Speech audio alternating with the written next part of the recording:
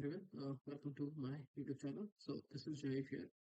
And today we'll be diving into a rather important topic, which is network security. So what is network security? Before I start, I'll just give you a brief of it. So basically, it involves all the practices and technologies that you use to protect the integrity, confidentiality, and availability of data as it traverses across the network or in between different organizations. It could be between two autonomous systems. It could be within the organization. So for all those things, network security acts as a proactive measure that guards our information from cyber threats. So a more textbook definition would be it is a practice of protecting computer networks from unauthorized disclosure, access, misuse, malfunction, and modification. Destruction and improper disclosure. So it covers both the CIA and the DAD, and it also provides you with variety of technologies and devices and process that ensure that the CIA triad of your data and network resources remain intact. So I have few stats here from cyber threats for over the course of past few years.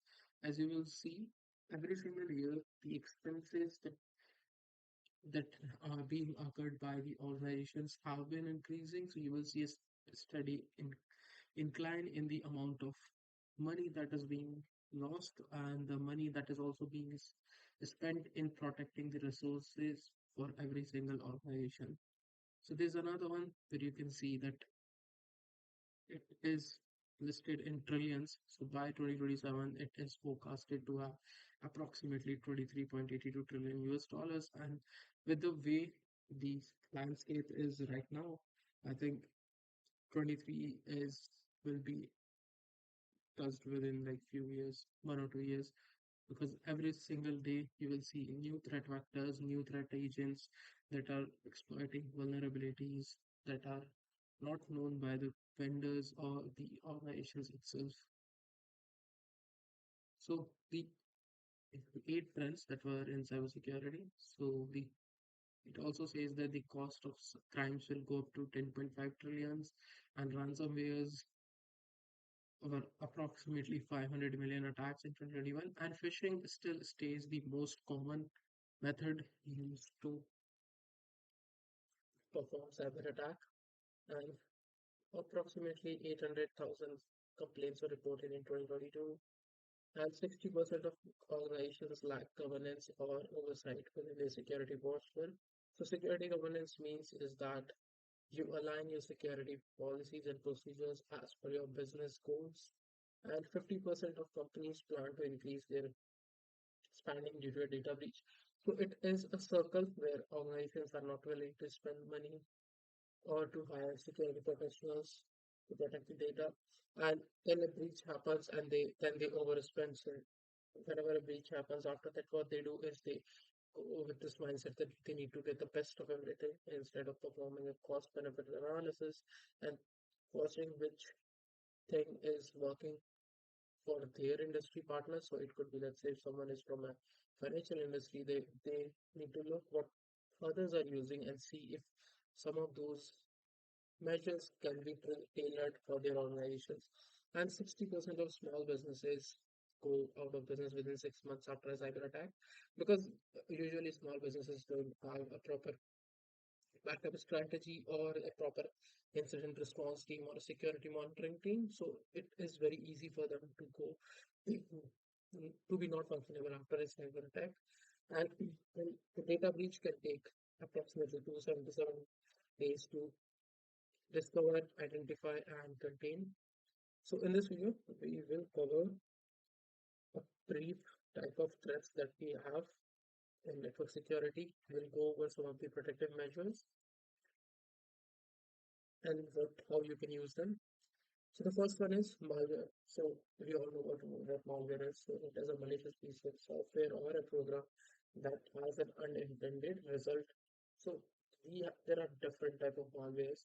So viruses, worms, trojans, multi-part type viruses, polymorphic, stealth virus, and there are so many of them. But in this video, will take a look at only three of them.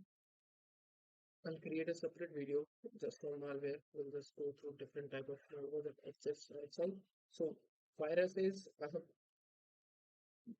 written it in bold so that it is separable or differentiated from other two. So virus are malicious program that attach themselves to other programs or files, whereas worms are self-replicating programs. So a major difference between virus and worm is a virus requires a human interaction, whereas worm does not require a human interaction. A worm's example would be Stuxnet that happens. So it is an example of worm where no interaction was required and it kept on multiplying itself. So what usually worms do is they throttle the resources or the network bandwidth that a certain network or resource has. And third one is Trojan horse or Trojans. So this is derived from that tree illustration where soldiers are inside a horse and they go inside the city. So would they pretend to be a legitimate program? This is very common in whenever you go to Google and search for any sort of software that is not available very easily. It could be like an older operating systems, drivers or anything. And sometimes you will see that the first result that pops up is malicious.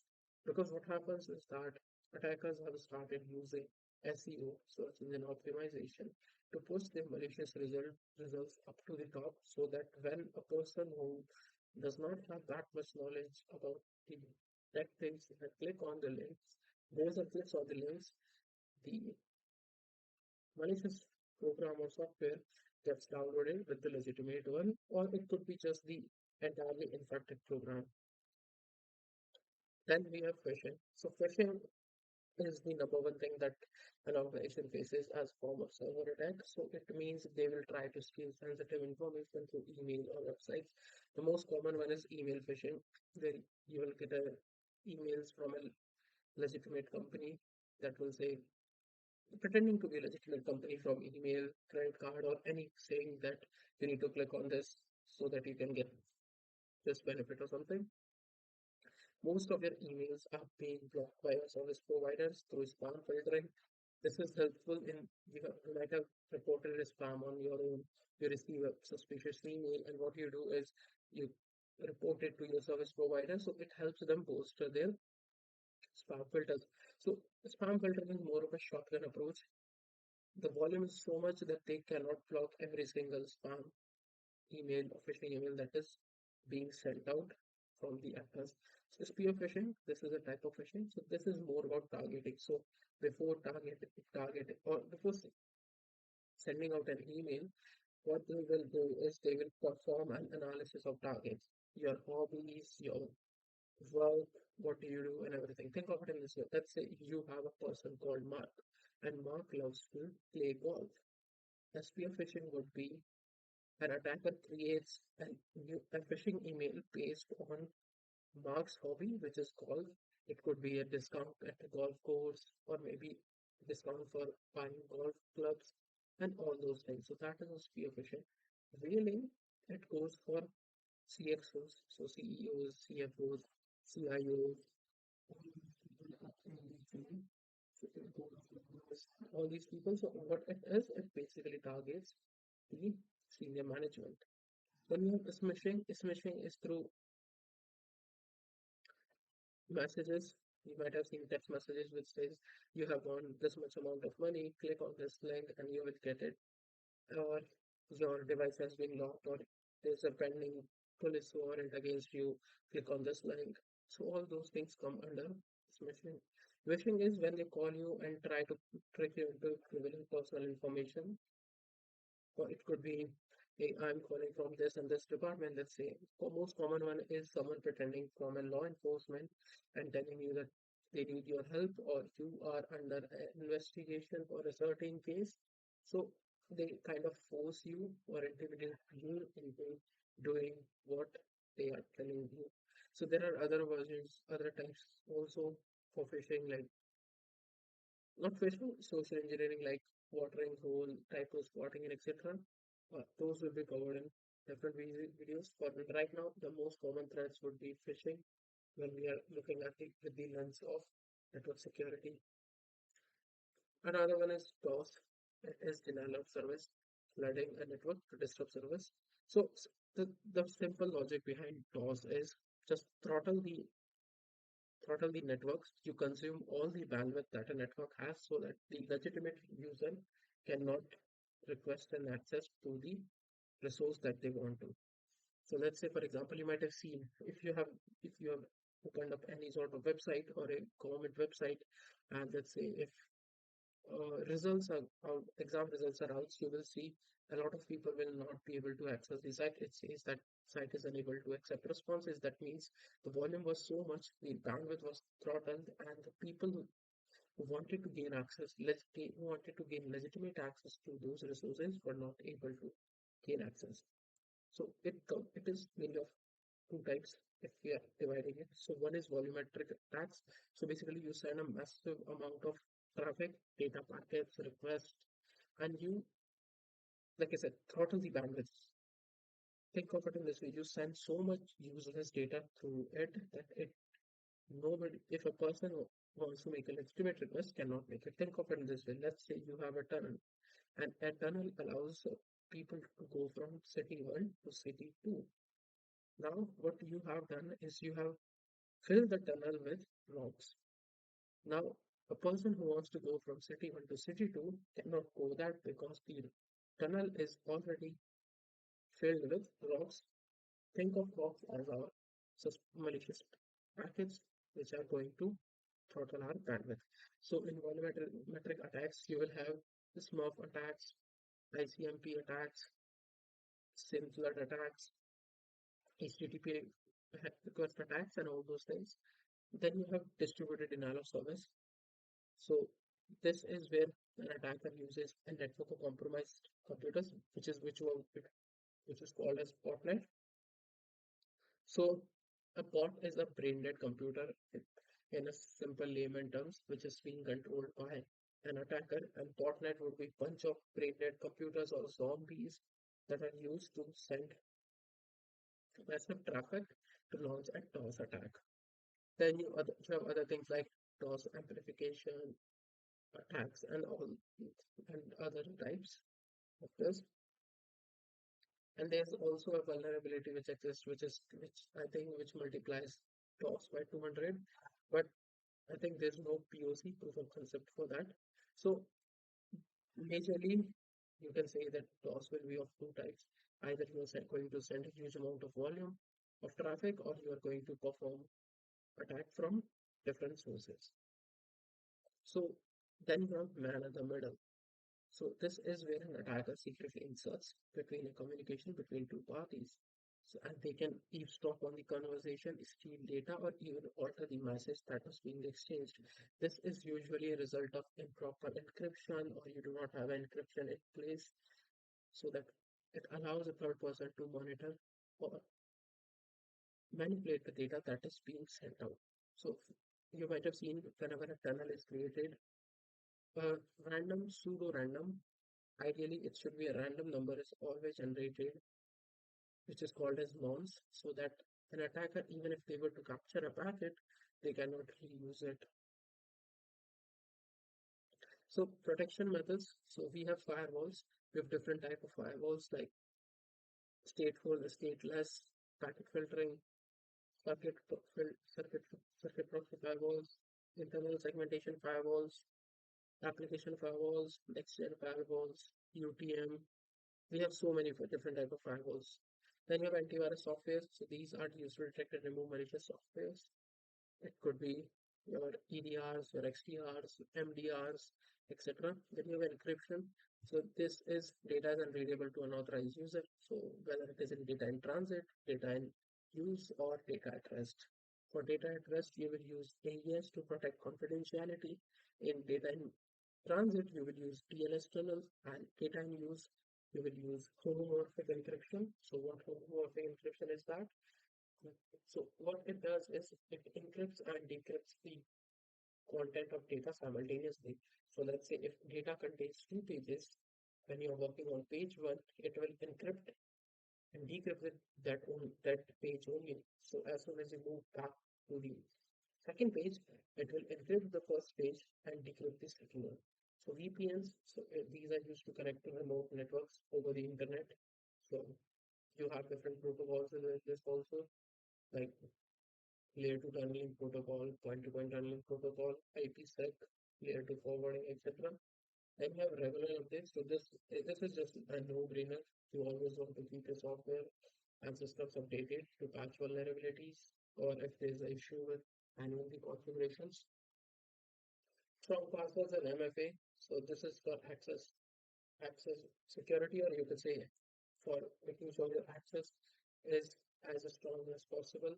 Network segmentation is important because what it will do is it will allow you to improve your usage of bandwidth, contain the breach impact, and make sure a person from a different segment cannot access the other segments. You might have seen in your organizations, you go, so let's say if you're part of a developer role and you go on to access the financial team's page or an application, it will not log you in. That is because of a segment, because your segment is only developer and financial people or the financial team has their own segment. So now what will happen is that none of you can access each other's applications and data. So segmentation also helps in that for containing a breach in case. So let's say if a data breach occurs at only developer team, what it will do is it will protect rest of the segments that an organization has in place, and it will allow the incident responder teams to more proactively, you could say more proactively and easily contain and mitigate the incident. And some of the best practices would be like continuous monitoring. You always want to monitor your networks, even if it is not suspicious. Proper logging you need to have. You also need to follow a principle of least privilege, give access only to those who need it. And another one is backup data regularly. You won't always want to have your data backups because just in case, even if it is not a cyber incident, it could be maybe because of a component going through to fail. So you always want to have your data backups. So in overall, so network security, like many different processes in cybersecurity, it is an ongoing process. It requires you to have continuous vigilance over the threat landscape, having proactive measures, so that you can always implement the latest or not latest, the most efficient strategies to protect your data and your network. So always, thanks for watching. Don't forget to like and subscribe and hit the bell icon for more tech videos. And as always, I'll try to post a video every single day on these basic courses. So next one would be on different types of malware. So stay tuned for that. And also, review and inside.